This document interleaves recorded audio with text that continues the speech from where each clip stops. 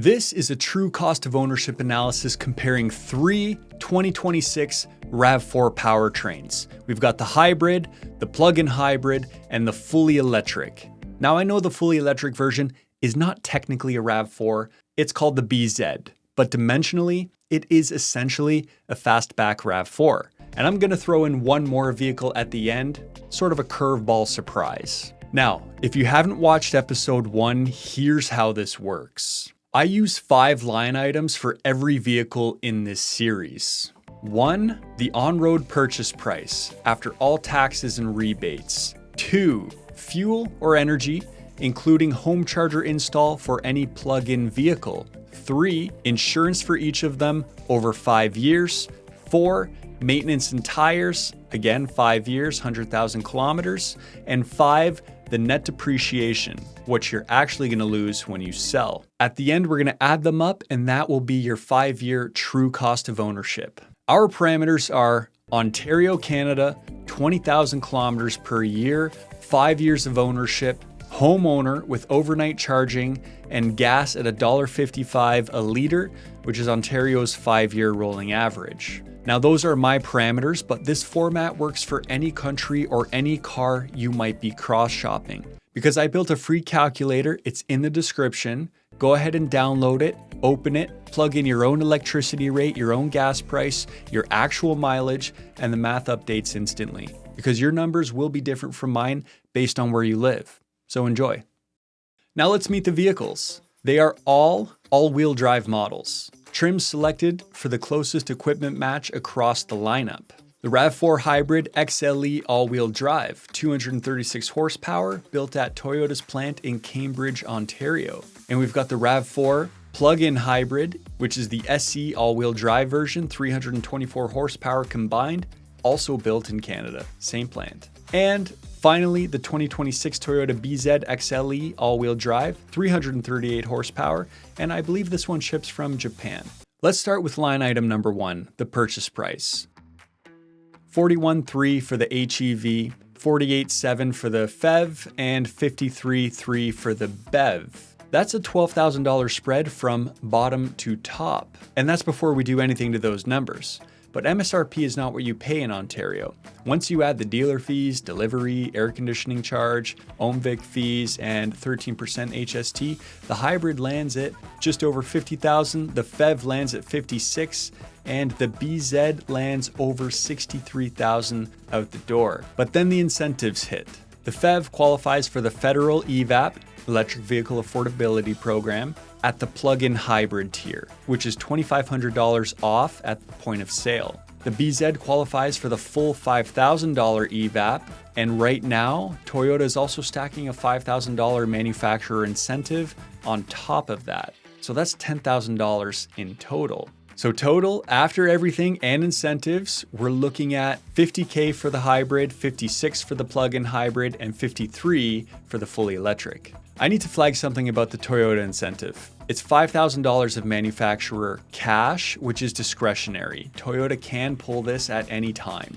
Whereas the EVAP, the rebate is federally committed through the end of 2026. This is what is available at the time of filming, so these are the numbers I'm working with. And hit that like button if you're getting value so far. Now, fuel and energy. The hybrid burns 5.7 liters per 100 kilometers. Now at $1.55 a liter, over 100,000 kilometers, that's $8,835 in fuel over 5 years. And right now, the price of gas is actually closer to $2 per liter. But we're gonna stick with the 5-year average of $1.55. The BZ uses 17.3 kilowatt hours per 100 kilometers. The National Resources Canada Guide also gives it a gasoline equivalent rating of 1.9 liters per 100 kilometers. So if you want to compare them directly, you're looking at 5.7 versus 1.9. Now we're looking at 80% charged at home on Ontario's ultra-low overnight rate, which is about 4 cents a kilowatt hour, and 20% on public DC fast charging, which is approximately 55 cents per kilowatt hour, depending on where you go, of course. So the 5-year energy, for the BZ is actually $2,443. The PHEV runs on a split, and in my base case, I'm using 75% of kilometers on electricity and 25% on gas. The PHEV has 80 kilometers of EV range, and a full charge covers, I guess, most drivers' daily round trips, with some margin. So 3/4 electric is a reasonable base case for a homeowner who charges every night. Therefore, the 5-year fuel and energy total for the PHEV is just over $4,000. Now, for any plug-in vehicle like the PHEV or the battery electric vehicle, I'm also including a $1,750 fee for the level 2 home charger install. For this example, we're going to assume you don't need any additional work like a panel upgrade or anything like that, so we're going to stick with $1,750. It may vary depending on what charger you get and what electrician you hire to install it. The hybrid gets 0. It doesn't plug in, and you can leave an asterisk on the PHEV because you may not want a home charger. I'm including it in this example. So with the charger folded in, the BZ wins on energy and charging combined. Insurance is where this gets interesting. I pulled confirmed CAA quotes from lowestrates.ca for all 3 vehicles. Same Ontario driver profile, same coverage, and here's what came back. The plug-in hybrid is the most expensive to insure of the 3, not the BZ. I wasn't expecting that. The plug-in hybrid costs $259 more per year than the regular hybrid, and $96 more than the full electric. Why? Well, likely because the plug-in hybrid carries a high voltage battery system and a full gas drivetrain. It's the most mechanically complex of the 3 vehicles to repair, would be my guess. But if you have thoughts on this, I'd love for you to leave a comment down below. Maintenance follows the pattern you'd expect, but the numbers are worth seeing. The hybrid has more oil changes and full drivetrain service intervals. The plug-in hybrid's gas engine runs less frequently and fewer oil changes, but it still has an engine. The BZ has no oil changes, no spark plugs, no transmission fluid, does have brake fluid every 3 years, cabin air filter, tire rotations, and 1 set of replacement tires over the 5-year window. Of course, this might vary a little bit here and there, especially if we extend the comparison to 6 or 7 years, because you might already know that EV tires tend to wear out quicker than gas, but on the gas side, you'd be adding more oil changes and brakes, etc. So it might even out, and there might be additional costs here and there. Anywho, the BZ wins maintenance, and the PHEV is in the middle. Depreciation is the biggest line item in this analysis. Here's how I calculated it.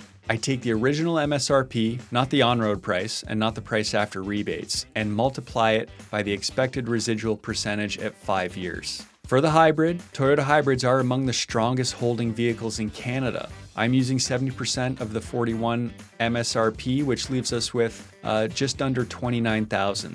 That's the estimated 5-year resale value. Now for the plug-in hybrid, plug-in demand is growing, and the PHEV holds strong in the used market. So we're using 68%, we're left with $33,150 at year 5. And here's a 2021 plug-in hybrid prime for sale with about 100,000 kilometers, which is going for $37,000. They hold their value pretty well. Now the BZ is where I want to be careful. The BZ has been refreshed for the 2026 model year, and it would be unfair to compare it to the BZ4X because the BZ4X was truly a bad, expensive vehicle with bad range and terrible charging speed. It didn't sell well and therefore depreciated extremely heavily. The 2026 BZ offers great value and range in its segment, and therefore I looked at actual 5-year depreciation on 3 comparable EVs like the Tesla Model Y, the Ioniq 5, and the Equinox EV, and I think about 45% is reasonable. So I'm using 45% for the BZ, and that gives us an estimated 5-year resale of $24,000. So the verdict.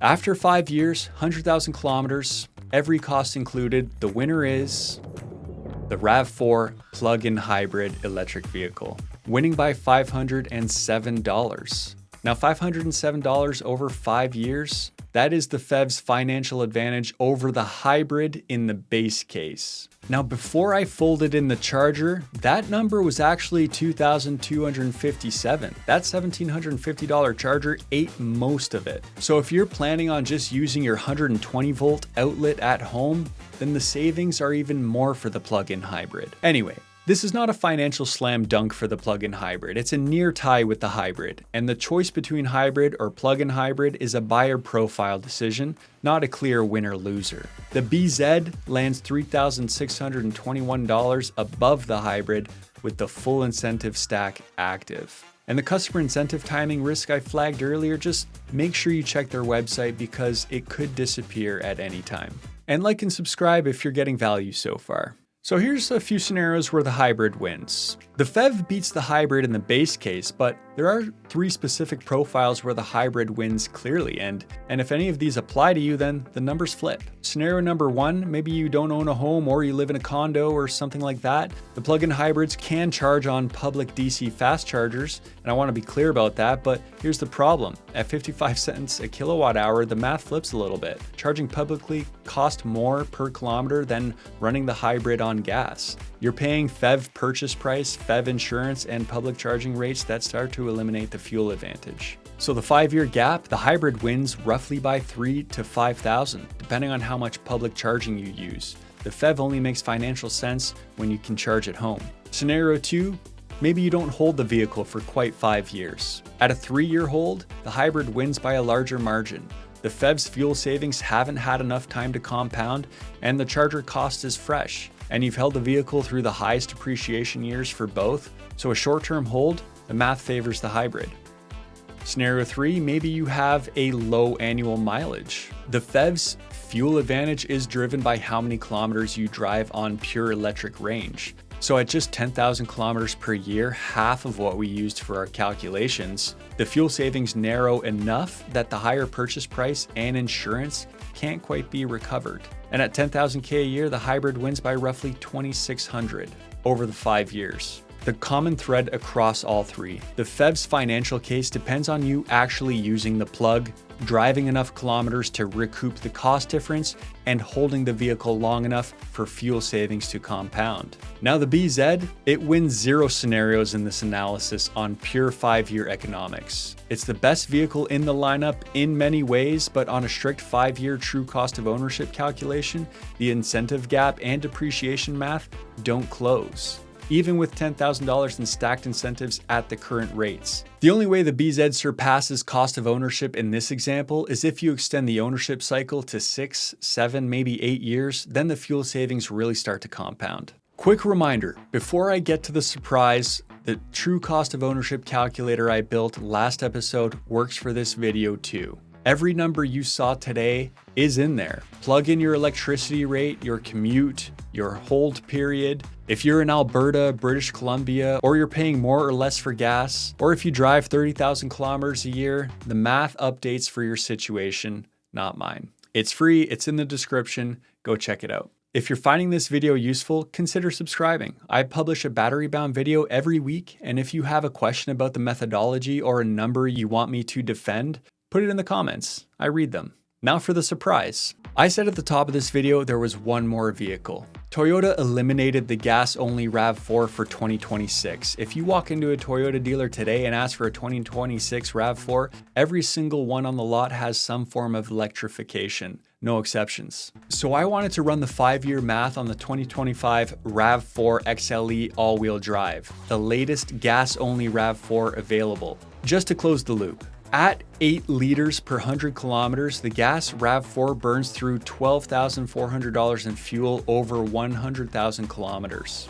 Regular gas RAV4 holds about 62% at 5 years. That's 23,000 and change at resale. The cheapest vehicle on this list, the gas RAV4 at $37,400, finishes last in the total cost of ownership over 5 years. $4,500 more expensive than the hybrid, $5,000 more than the plug-in hybrid, and about $1,000 more than the fully electric BZ. That's probably why Toyota killed it. Stay charged.